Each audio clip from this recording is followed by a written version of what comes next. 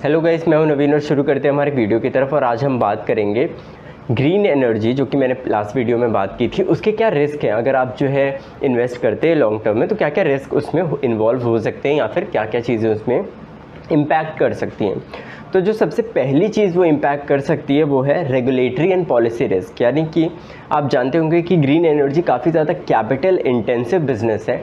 इसमें बहुत ज़्यादा कैपिटल लगता है, बहुत बड़ी मशीनरीज लगती हैं। अगर विंड मिल अगर जो है विंड का आप एनर्जी जनरेट करो तो उसका पूरा एक प्रॉपर स्ट्रक्चर होता है, उसे ख़रीदना पड़ता है, बहुत अच्छा खासा कैपिटल इन्वॉल्व होता है। सोलर का हो, विंड का हो, हाइड्रोजन हो, हाइड्रो पावर्ड हो, जियोथर्मल हो, इसमें बहुत अच्छा खासा कैपिटल इन्वॉल्व होता है। इसके अलावा ये energy government policies, government subsidies से भी बहुत ज़्यादा इम्पैक्ट होती है। तो आप ये भी सोच के चलिए कि कौन सी पॉलिटिकल पार्टी जो है आने वाली है पावर में, और क्या वो ग्रीन एनर्जी को उतना ज़्यादा इम्पोर्टेंस देगी या नहीं देगी, क्या वो सब्सिडीज़ प्रोवाइड करेगी या नहीं प्रोवाइड करेगी। ठीक है, तो जो सबसे पहली चीज़ होगी जो कि इम्पैक्ट कर सकती है वो है रेगुलेटरी एंड पॉलिसी। इसके अलावा टेक्नोलॉजिकल रिस्क। अब उस ग्रीन एनर्जी को किस तरीके से जो है कन्वर्ट किया जा रहा है इलेक्ट्रिसिटी में, बैटरी स्टोरेज कितनी है, कितनी कैपेसिटी है हमारे पास, क्या पता कैपेसिटी से ज़्यादा बना लिया हमने, क्या पता स्टोरिंग कैपेसिटी ना हो हमारे पास इतनी ज़्यादा। तो अगर एफिशिएंट स्टोरिंग कैपेसिटीज़ अवेलेबल होते हैं तो इस हिसाब से अगर टेक्नोलॉजिकल डेवलपमेंट भी होता है तो आगे चल के वो भी इम्पैक्ट कर सकता है हमारे इस रिन्यूएबल या ग्रीन एनर्जी के प्लांट्स को। ठीक है, इसके अलावा मार्केट एंड कॉम्पिटिटिव रिस्क, क्योंकि बहुत ज़्यादा अट्रैक्टिव सेक्टर लग रहा है, बहुत ज़्यादा अपीलिंग, बहुत ज़्यादा प्रॉफिटेबल सेक्टर लग रहा है, इसलिए कंपटीशन बहुत ज़्यादा बढ़ रहा है और धीरे धीरे बड़े प्लेयर्स इसमें आ रहे हैं, जैसे अदानी हो गया, टाटा हो गया। तो बहुत बड़े बड़े प्लेयर्स हैं इसमें, जो छोटे प्लेयर्स जो है ईजिली प्रॉफिट नहीं बना पाएंगे।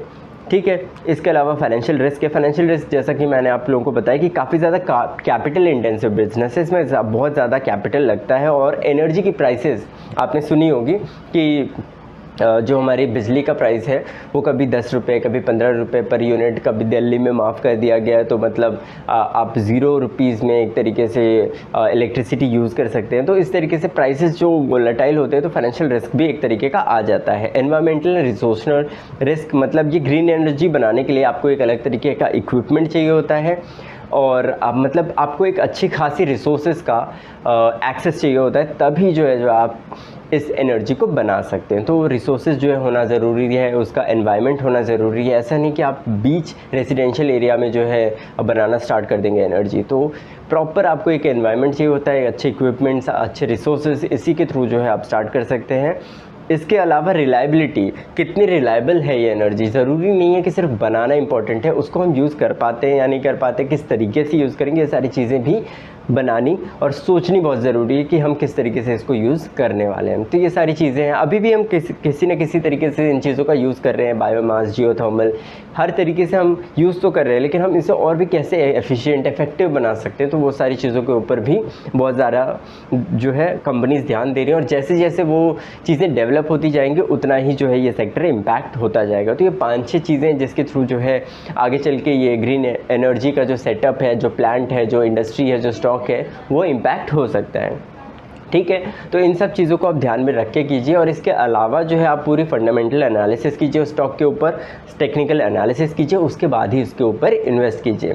इससे रिलेटेड आपको और भी डेप्थ में जानना चाहते हैं, इससे रिलेटेड कोई भी स्टॉक के ऊपर आप एक एनालिसिस चाहते हैं तो डेफिनेटली आप मुझे बता सकते हैं, मैं उसके ऊपर एक एनालिसिस भी बना दूंगा। ठीक है, सो कोई भी क्वेश्चन हो डेफिनेटली आप मुझसे पूछ सकते हैं। Thank you so much.